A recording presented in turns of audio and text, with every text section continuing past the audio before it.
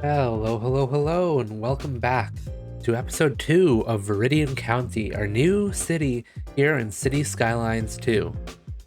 In today's episode, I want to detail up the old town that we worked on last episode, adding some brick roads, recoloring some of the buildings, and just making the district feel a whole lot more cohesive. Then I want to begin the foundations of the city's Grand Central Station, thinking about how it will interact with the highway that runs through the city and the type of assets that we'll use to make it extremely unique. And finally, I want to plan out the major roads that will run through downtown, beginning to understand how our street grid will interact with the various districts all throughout the city. In doing so, we're going to begin to think about how our transit network from last episode's planning begins to work with the streets and layout of downtown, and we're going to create a pretty crazy intersection that links our central highway to the old town that we've done so far, Grand Central Station that we're going to do today, and the brand new downtown street grid. But before we dive into the work that we want to do today, let's begin with a little bit of an episode recap.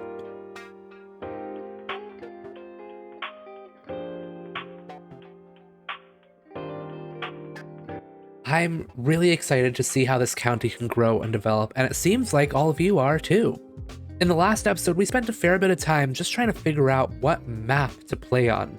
We ran through a whole bunch of criteria for selecting a map, we ended up settling on this Hexford map, and then planning it all out with a whole bunch of points of interest that I want to see developed over the course of this long series. Then we began to execute some of those points of interest, most importantly Old Town, which is the heart of downtown and one of the most old districts in the area.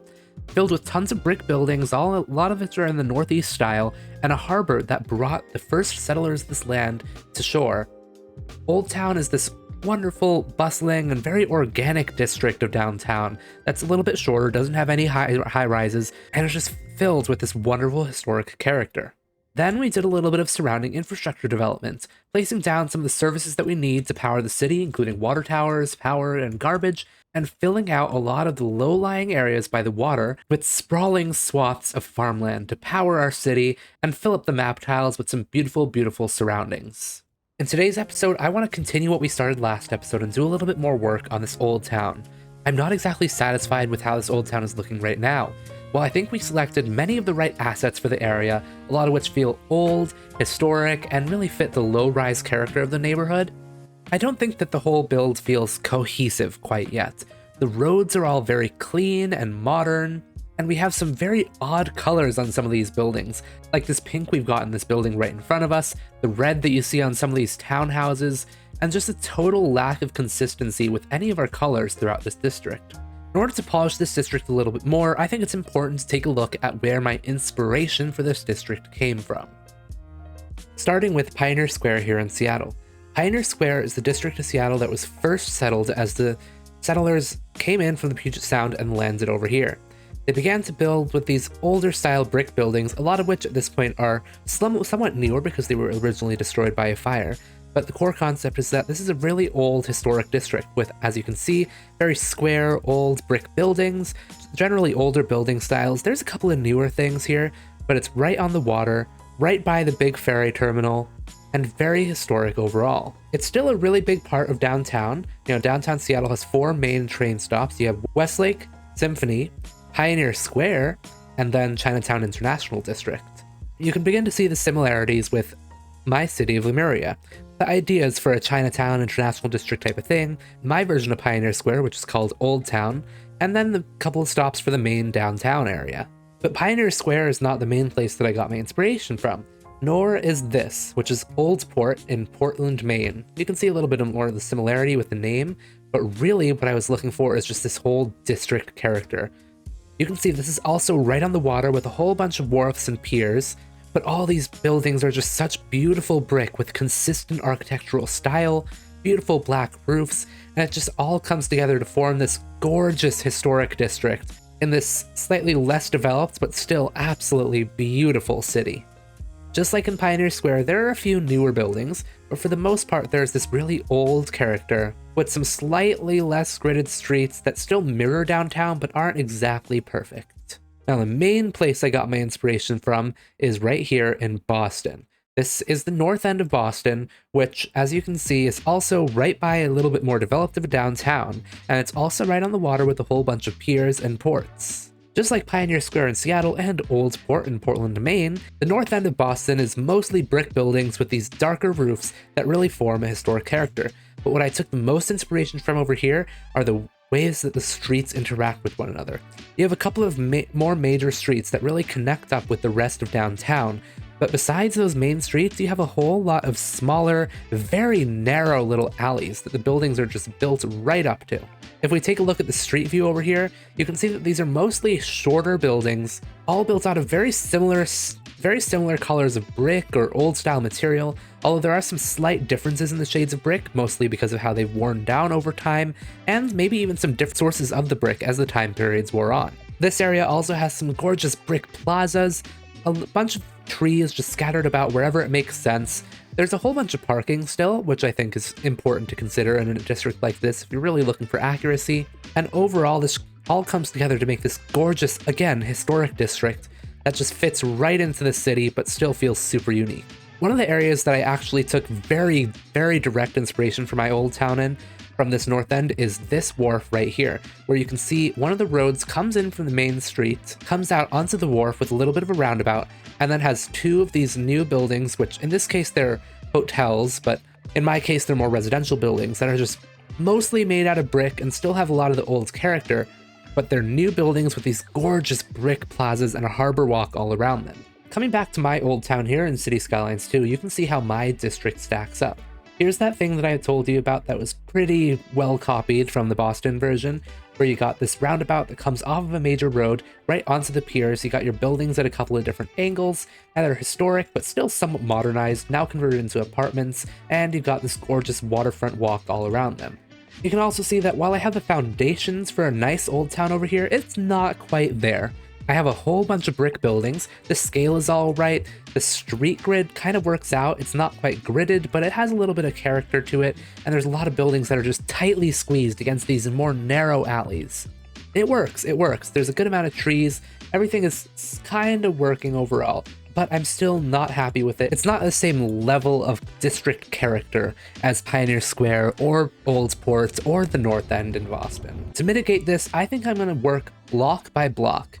I'm going to look at each individual block and I'm going to see how the buildings line up in there. If I'm happy with it, like I'm really happy with how these buildings fit together, or if there are any areas that I'm unhappy with, like how this building handles the corner over here. As I work block by block, I'm going to be looking at the brick colors of each building, and I'm going to be using the recolor mod to see what I can change about the building.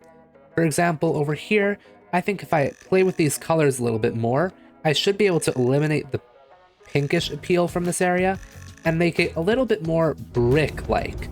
Suddenly, even though this brick color is not quite the final color that I'll use, you can see just how much better it fits into this block rather than that, by default, overly saturated pink that just doesn't fit the game whatsoever. So I'm going to do a little bit of work moving through the blocks block by block, and I'll come back with you in a moment. Okay, and welcome back everybody. Hopefully here you can see the difference from the previous version to right now. You can see that a lot of these buildings are a lot better colored. All of these houses have the same similar color scheme. They've got a little bit of landscaping and detailing around them. There's no more eye-poppingly pink buildings besides maybe these firehouses, but I can't change those. Those don't have a recolor option, and I think they're the best fire station that fits into this district. But besides those, overall, I'm really happy with how things are fitting together over here. That pink building that I mentioned before now matches the same brick color as a whole lot of these other buildings.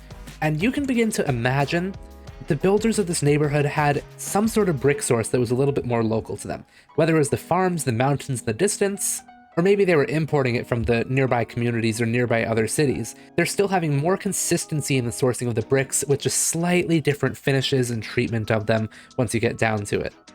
One of the other major things that I did is I started to add brick to the sidewalks all throughout this district. I'm not particularly happy with how this looks yet. I think I want to add a little bit more variance into the brick, but I'm just using the G87 clay pavers that we got over here under the brick surface category, and slowly and meticulously, a little bit more meticulously than this, tracing out the different points that make up a sidewalk to create these much more historic feeling roads. It's amazing how a change just like that can totally begin to transform a building. By recoloring everything and introducing these colored sidewalks, it's helping the district feel a whole lot more historic, but I think there's a little bit more that we can do. So I'll be back with you after I've fixed up some of these brick roads and maybe expanded it to some more of the district. And check that out. Not only have I added some of the brick roads, but I've also added a whole bunch of the stain decals all throughout this district.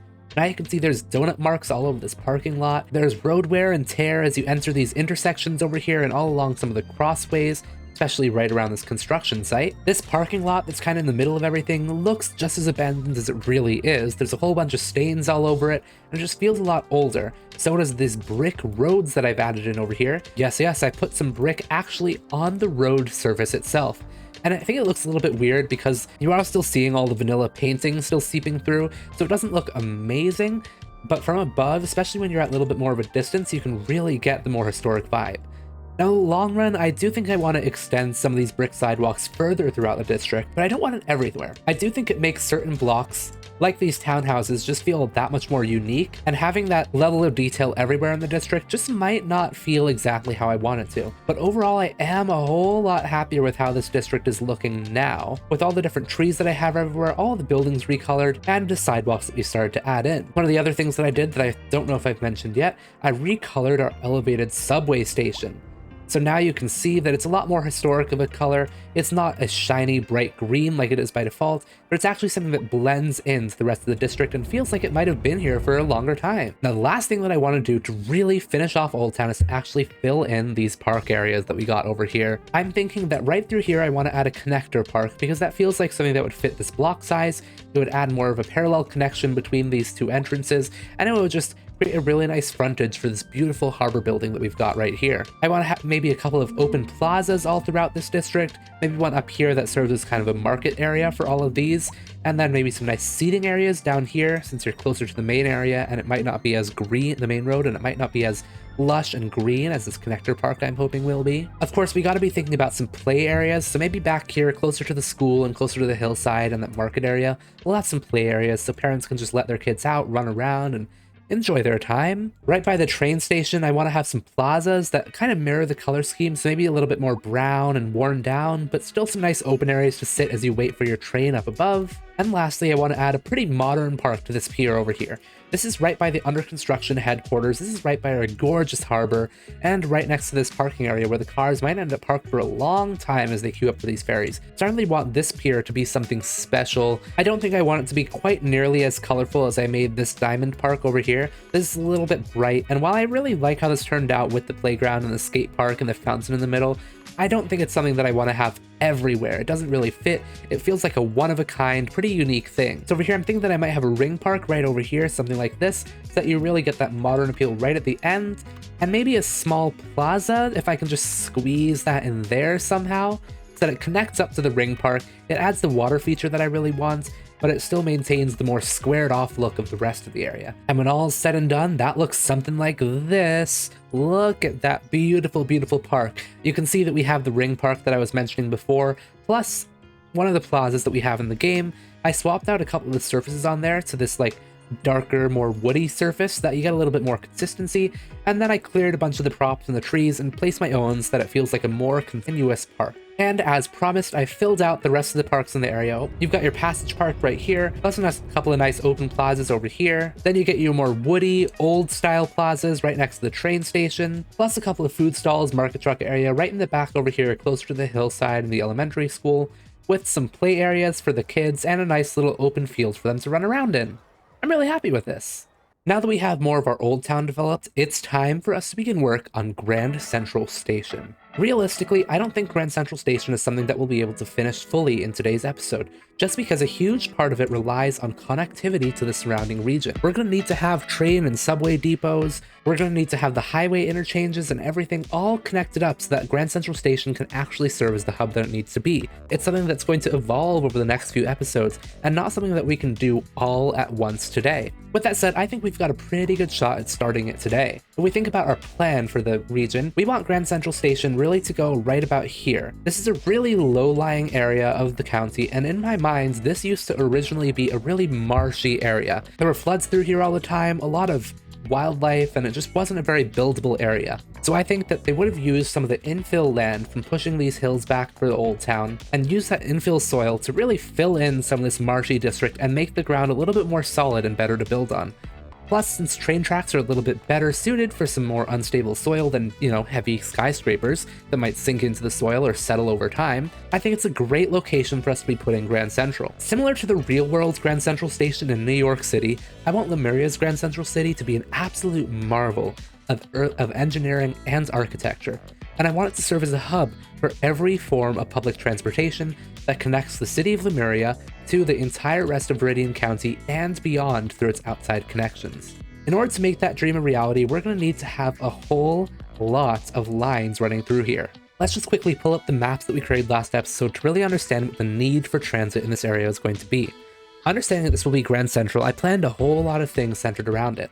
If we look over here, you can see we've got at least 3 tram lines that end at Grand Central, plus 4 subway lines running through there, one of which runs straight through and 3 of which rely on Grand Central as a terminus point for the subway line. Looking at our regional rail, Grand Central is really the hub for a whole lot of these lines. Besides the green connector line that connects what's going to be the metro town with this outside connection, Grand Central is really the hub, including for the Airport Express, and all of our other regional lines that connect to other parts of the city or to our outside connections. Just zooming in over here, we've planned for our regional rail to have 6 connections into Grand Central, 3 of which are really going to be mostly coming from the north and 3 of which are coming from the south. So we want to make sure that we have the capacity for all of these. In the most ideal situation, each one of these lines will be on its own track so we don't have any interference and so trains can queue as they wait at this terminus station without any major issues. So this means that across both our regional rail and our city rail, we're going to want to have at least 10 tracks for trains or subways, plus some sort of connection for trams, and of course all of the rest of our public transit hookups. So coming back into game and looking at our options for subway and train stations, I don't think any of our subway stations are going to work. While this elevated subway station is probably a pretty good fit for somewhere in downtown, none of these actual stations have the capacity that we want from them. They can't support the 10 lines that we're going to be needing. So I think we have to look at the train stations. Because we have the Better Bulldozer mod and the Enhanced Networks mod, we can actually place subway tracks that have a station platform and create our own subway stops, which means that even if we place down a train station, it's going to be possible to replace some of those tracks with subway tracks. Now, a lot of our train stations are absolutely beautiful. Our local train station, well, it's okay, but it doesn't really have the lines that I want it to. Our central train station might just be what we're looking for, but even this station doesn't really have the lines that we're looking for. It's only got 4 or maybe 6 lines if we upgrade everything, 7 platforms, and it's got 7 train platforms in total, but it doesn't have any sort of terminus functionality like I really want it to. The Mediterranean train station does have that terminus functionality that I want it to, but we would need to combine this with another station in order to get the full function that I'm hoping for. Plus, the appearance of the Mediterranean station doesn't really line up with what I want from a city. While it's very pretty, it doesn't match anything else that we've got going on over here. The Eastern European one doesn't match whatsoever, and the historic station is absolutely gorgeous, but I just don't think the scale is right for a station that's going to have as many as 10 to 11 train lines running through it, plus a whole bunch of transit connections outside the front. So what I'm thinking is that we'll take the central train station, plus this Mediterranean train station, and using Move It, we can move them up to the same height as one another, and I can clip them together to create one big building, big station that has, if we upgrade everything, 1, 2, 3, 4, 5, 6, 7, 8, 8.5 lines, which is pretty close to the 10 that we're really hoping for. If I really want to, I can even upgrade the Mediterranean station so it too has a full 5 lines, and then we get 11 full stations, but we'll see if we need that capacity at a later date. For now, I think I can stick to the base size Mediterranean station and just begin to work with these 2 assets.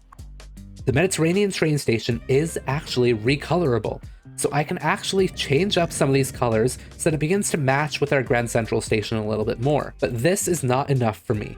I love how the station looks. I love the brutalism that you got over here, plus the historic style that you get from the Mediterranean station. I love the aesthetics of the whole surroundings and all the tracks that we're getting, but I just don't think that it's tall enough for what I really want from my Grand Central. So what I think I want to do is look through the static ploppables section for some of these buildings that might be able to fit right on top of Grand Central and give it the height that I want it to, and really make the building stand out and feel in its place a little bit more. So I'm gonna do a little bit of finagling and moving things around, recoloring, finding the right buildings, and I'll be right back with you once I've got this a little bit more figured out. I've done it, I've done it, I've done it. Are you ready to see it? Are you ready to see it? You might be getting a little bit of a preview just by seeing the highway right in front of me. Ta-da! Check it out. This is my new Grand Central Station. Let me adjust the time a little bit so you actually get to see the front face of it. Oh my goodness, I am so happy with this. This actually feels like it's maybe a 2 to 3 phases of a singular building. Maybe this Mediterranean station came first, followed by this whole new Brutalist expansion once they realized that a few tracks of this station weren't going to be enough capacity. As you can see, I didn't upgrade the Mediterranean station because I didn't think that it fit the whole vibe that I wanted it to, but we do have a whole lot of tracks over here, so I don't think we'll be having any problems with capacity over there. One of the first things that you might have noticed is that I've actually sunk our highway down over here. Yes, what used to be just a nice little 2-lane highway, as you can see over here, I've actually created the final highway that we want over here, which is going to be 3 lanes in each direction, and I've sunk it underground. So now you get this amazing tunnel segment that runs right underneath Grand Central and comes back up the other side before looping up and around. The reason I made it come up and around is because I'm expecting that we'll have all of our train tracks coming out the back over here, and we need to have a place for them to come out and along the waterfront or into the industrial district, rather than having to all be restricted to this side of the highway. This kind of gives a more natural place for them to come in and out, although I do think that that might complicate this intersection over here that we're going to be working on, but that's for another day. So what I did is basically exactly as I mentioned. I took the Mediterranean train station and I played with the recolor values until I got something that was really similar to our central train station building over here. And then I looked for a bunch of buildings in the static floppables, and I found the Modern Technical University Lecture Hall. If we just look at this alone, you can see that this is a pretty plain looking building.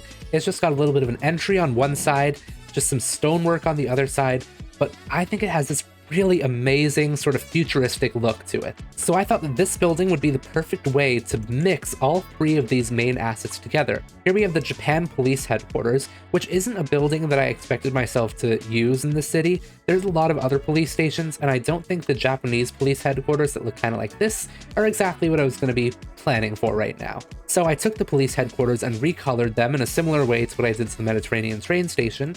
So now we have all 3 of those main buildings, plus all of our multiple technical university lecture halls that tie everything together. Then we have our central train station with the elevated concourse out here. Of course, everything recolored to match one another. And we have a temporary Bedford lane that just loops around the Grand Central station and kind of sets the stage for the district that it's in, framing the 2 highway entrances and creating the connections to what's going to be the rest of downtown. Now, as I said before, this is definitely not the end for Grand Central Station. Next episode, we're going to be working on the industrial district over here, and that's going to connect up the train lines into their depots so that we can actually start to get some trains running. In the future, I want to work the station up the hill over here because we're going to have a different district right up here, and I think this elevated platform is at the perfect height to connect up with the train with the elevations right over here. I'm going to want to have other transit connections, so of course I don't have any considerations for the trams right now, or buses or taxis, and I think I want to have those out front, but I want to do that once I figured out what this intersection is going to look like.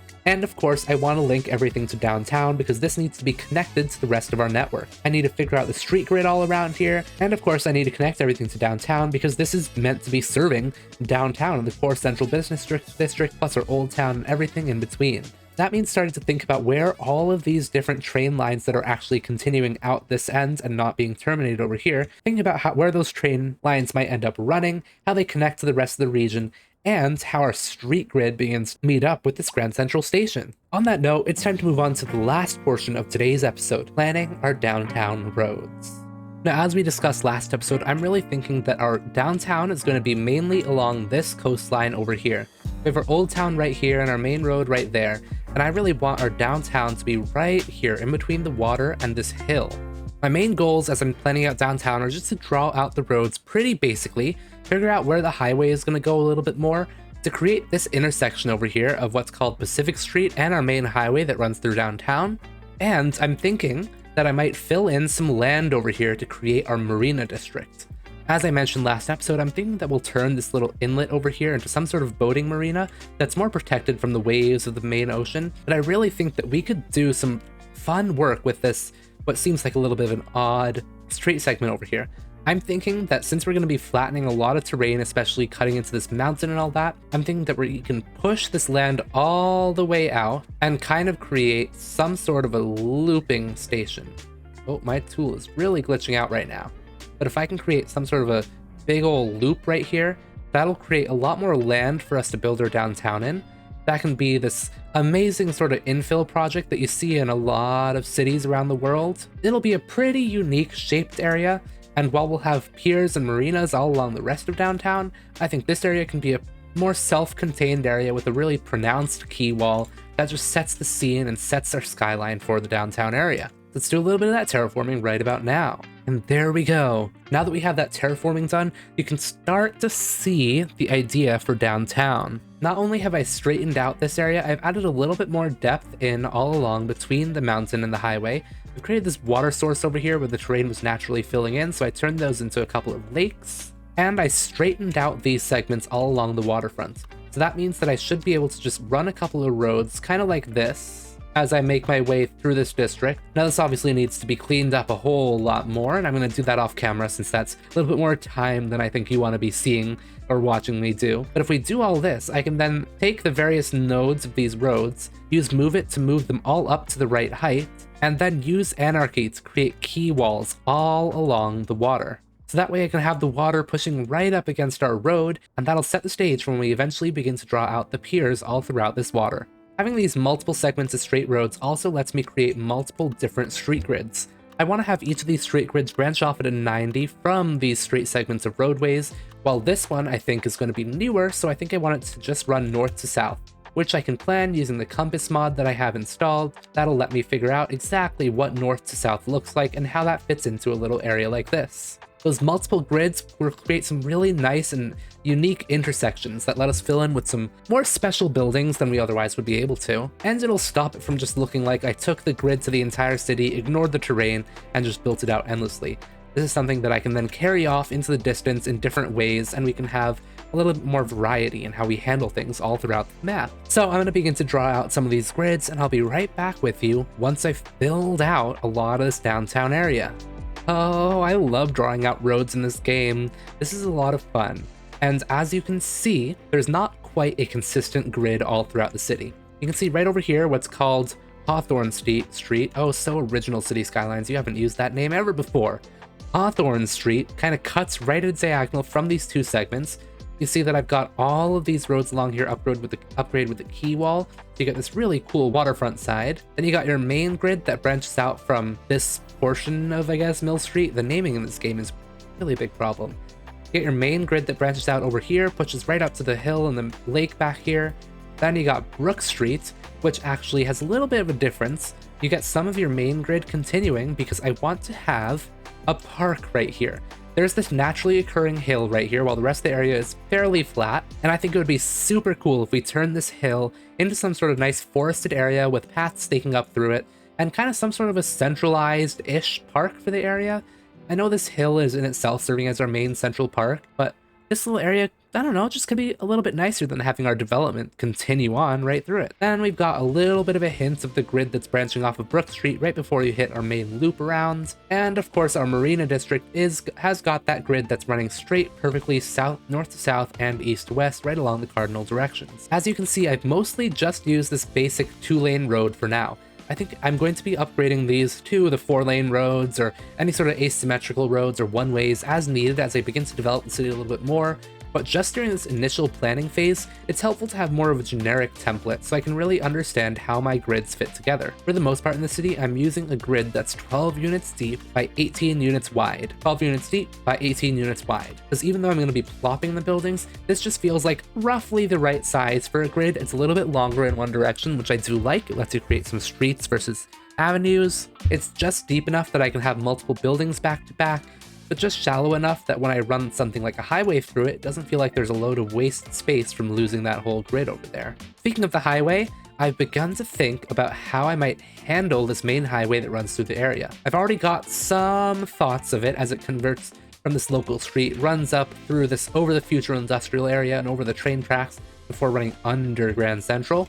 Started to think about how this might all link together, and what I'm thinking is that as it comes up out of Grand Central, we'll have this huge intersection right over here. As you can see, we've got a whole bunch of different street grids interacting over here. We're also going to need to have some sort of connection that runs up and over this hill, plus doesn't interfere with this pond too much. So we've got a whole bunch of connections, and you can even see that right here. Even when the highway is just a singular road and not two one-way ones, we've already got some pretty complex geography going on over here. So this is going to be a crazy intersection. And to top it all off, we're not done. To top it all off, we've got trams and our subways that need to somehow curve around past this intersection, through this hill, past the water. Our subways that need to curve around there, continue into downtown, continue this line some way like that, connect everything up. It's going to be a crazy intersection, and I am so excited to get to work on this. This is something that I think is going to take me a long time to work out, so I'm not going to do it on camera, but I'm really excited to show you the end product of it right about now. Oh my goodness. This is a beautiful, absolutely gorgeous, amazing, fantastic mess. Look at this from above. This is crazy. Okay. Maybe we don't start at the intersections. I'm going to start at the rest of the downtown roads. Not a lot has changed since we last came in, but I'll show you what has. Firstly, I've taken this road that we had run through the old town, and I've brought this along the waterfront, since I know that we probably want to have some level of tram service here, or at minimum, a lot of reserved street real estate, because the waterfront is a pretty major through traffic area. It's where a lot of the streets end, so we want to be able to have a lot of vehicle traffic right along here. Took it all along the waterfront. I also used it as our big divider street that runs up this hill, because this is going to be a pretty major arterial that I'm thinking might even run from downtown all the way through the map. It lines up pretty well to be a very long, and honestly, I'm so excited to have a super long street like that just takes you right from there through downtown without needing the highway. I've also begun to upgrade what it's calling Cooper Street over here, because I know that we're going to want some sort of tram service into Grand Central. And while on this end, we'll have our trams coming into whatever intersection this looks like and turning into downtown, into Grand Central, we also want to be able to support tram service running through this other end and running into our downtown out this side. So Cooper Street's got an upgrade as well. I've then taken our highways, and as promised, once it came up from Grand Central, I built the intersection. Then it comes underneath this park of ours that we've got over here, before resurfacing and becoming an elevated segment at the same line as our elevated subway station, so that it runs right over downtown without interfering with any of our roads, before curving back down right along this hillside. And that means that the highway is kind of serving as this natural boundary between two big segments of our downtown, both severing connection and naturally serving as the hills, and naturally cutting into and shaping the hillside. I placed this modern subway station over here, knowing that we'll probably want to connect it up to there. Plus I placed this one over here just based off of our transit map. I might move it at a later date, but what we've got over here now are our two first subway lines now connected up. As I said, the elevated subway station doesn't work with Grand Central, but it does work in downtown. So I placed that right along the edge of the ski wall as our main highway heads down underground, and I connected up one line from Grand Central so that that can continue off in this direction, and our loop line that's ran around Old Town right onto this side, so that, just as our planning spreadsheet shows, we can have one line that ends in the Marina District and one that continues up towards the Civic Center. With all of those considerations now drawn in, let's get to the actual intersection. So what I wanted to do here, the main goals, I of course wanted to have connections into this Poplar Street over here, which is renamed since the last clip. Poplar Street is going to be my connection that runs all through Old Town, comes up over the highway, and then begins the foundation of this upper hilltop area, which I'm calling Greater Grand Central. So Poplar Street obviously needs its own connections into the highway, so we've got that over here. Linden Highway, it comes up at an intersection over here and right back down. Linden Highway on the other side comes up and around a little bit of a clover reef structure, so you can come up here, turn in that way.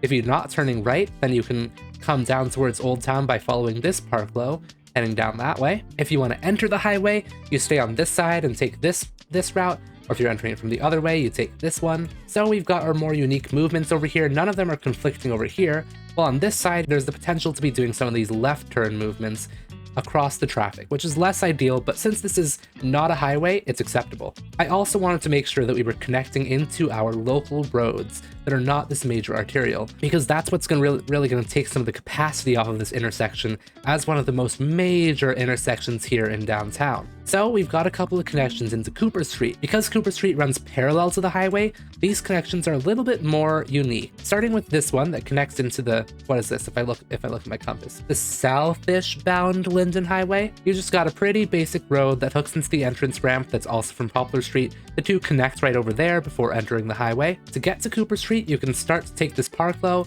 and then it just branches off right over here. You can split either way. You either go up to Poplar Street or down to Cooper Street. Here we have some dedicated turn lanes depending on which way you're going to be going. I also added a little bit of a turnaround right over here underneath our train station, just because we already had this curve right over here, and so we had this big rectangular parcel with two subway lines over it that just wasn't going to be useful. So I thought, hey, why not add a little bit more direct of a connection that leads you closer to downtown, rather than having to come in through here, up this curve, through here, and then take a right turn to go all the way around this way. Let's add a little bit of redundancy. Cooper Street doesn't connect to the northbound part of Linden Highway, but what does is Forest Street and Mill Street. So coming from this part of the highway, you can either come up onto Poplar Street right here, or if you're going closer to Old Town, you can just take this little bit of a cut underneath Mill Street, underneath our transit tracks, just coming right out of here, and then you've got your main connection into Poplar Street, getting closer to the waterfront. It's just a little bit of a slip lane because, again, just like this slip lane over here, it's not something that was going to be a very useful parcel of land, so I thought we'd just add another connection to lighten the load of traffic. Then you've also got your connection that runs underneath this hill of Poplars, this lifted part of Poplar Street, and right into Forest Street, which is your connection to this little segment of downtown plus the waterfront a little bit more easily. And you got your loop, of course, to re-enter the highway right there. Since the exits from this part of the highway were going to be threefold, you got one onto Poplar Street right there, one slip lane in Poplar Street over there, and your exit to Forest Street. I thought it made sense to split it off, have just one lane coming out there, followed by two, which then splits off again and again. You kind of have your more separate, slower speed branching segments, so cars can switch lanes a little bit more easily over here without disrupting the flow of the highway. The last two things, I'm almost through explaining this interchange. I realized that Poplar Street didn't have any connections to Cooper Street, which just didn't make sense. Because it's running over it, that's logical. It didn't make sense for these two to not connect as they run up like this. So I have Poplar Street, in addition to entering the southbound Linden Highway, it also has a little turning connection right down onto Cooper Street over here. So as you're coming through Poplar, you can come down right here and turn left or right. To get from Cooper Street up to Poplar Street, I'm eventually going to be building a big roundabout up here, but that's for a future episode. And of course, we got to be thinking about our tram lines. So we have our trams that are going to be coming in here. One of them is probably going to turn onto the waterfront, but the other needs to make its way up into this hilltop district and up over here. So I have them turning off into their own dedicated tram line before this road becomes 6-lane instead of the 4 that it's been so far. And this comes under our subway track before getting just enough elevation to clear our highway. And that can then connect up, 1, to Cooper Street, which will link into our Grand Central over here, and 2, up under the subway track and to the top of the hill over here, so that we can continue our tram lines and go on and continue them onwards from there. I do have a little bit of a stub over here. I'm not sure if I want to carry this tram line right into the waterfront over there, or if I want to allow this turn.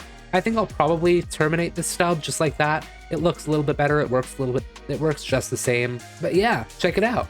Now we have a downtown grid. If you think about it, assuming that our tram line connection continues right into here, we have our first loop for a potential tram line. It goes from Grand Central right here, through Poplar Street, down through Old Town, comes back up, and then it comes through under the subway line here before looping over the interchange, coming back down to Cooper Street, and turning back into Grand Central.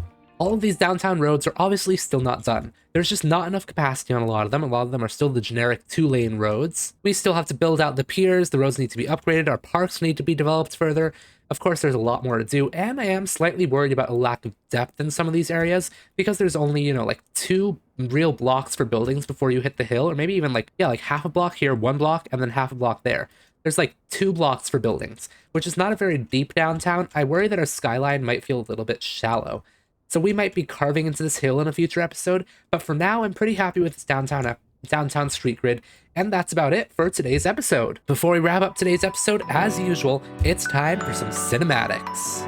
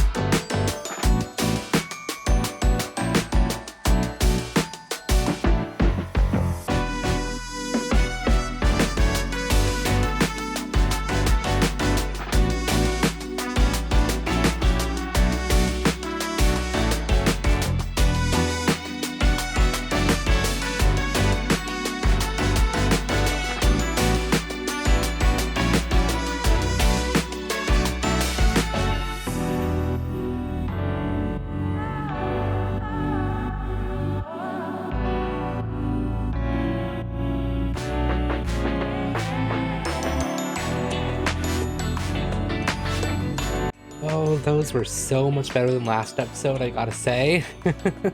Oh, thank you all for bearing with me last episode, as I had a little bit too much fun with transitions, I think.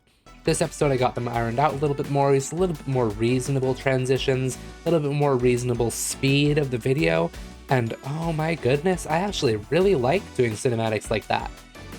It lets me see just how much has changed in an episode like this. In an episode like this, you can see that I've just totally transformed the landscape like this.